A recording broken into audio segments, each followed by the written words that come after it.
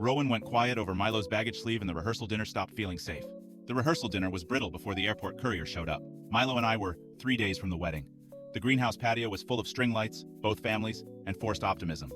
His mother, Denise, was giving one of her gratitude speeches. My mother was smiling too hard. I was trying not to think about Tuesday. Tuesday was when Milo said he had to fly to Raleigh alone because the hotel block for our out-of-town guests needed an in-person signature after some booking error. Annoying but possible. What bothered me was the shape of it. He stopped answering for 6 hours. He came back with a resort wristband mark and said airport security had used colored bands because of storm reroutes. I knew that was nonsense and still let it sit. Because once a bride starts accusing people during wedding week, everybody acts like she is the unstable part. Lila Carr was already a problem. She was the ex Milo swore had become harmless history before he met me. Not blocked, not close. Just somebody still floating around shared friends.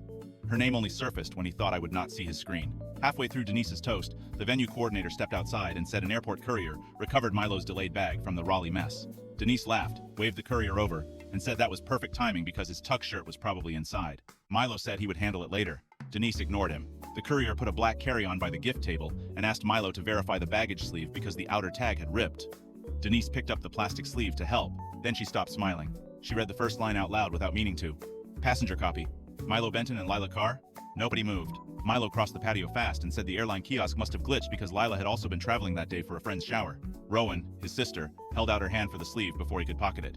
Rowan is the person everybody trusts to calm a room. That is why it mattered when she went quiet. The baggage detail showed 2 checked bags tied to 1 locator code, both cleared at Raleigh-Durham on Tuesday at 11:14 a.m. Under reroute notes, it listed Harbor Dunes Resort. Harbor Dunes is not near the airport. It is a resort with wedding packages. My mother asked why a guest block emergency ended at a resort. Denise said, weather problems make people share transport. That might have held if Rowan had not turned the sleeve over. Stapled behind it was the reroute printout. 1 king room, 2 breakfast vouchers.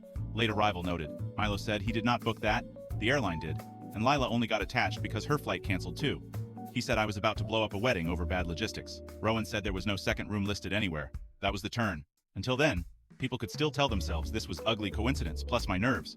Once Rowan said that, the room stopped defending the optics and started measuring the lie. I asked why he told me he was in Raleigh fixing guest rooms when he was clearly at Harbor Dunes with the one woman he always called irrelevant. He said because if he told me the full story, I would have detonated wedding week over nothing physical. People could still argue about the rest. Maybe the airline stranded them together. Maybe he never touched her. Maybe 1 king room came from lazy rebooking and not choice. Maybe I should have waited for a calmer explanation than a patio with both families listening.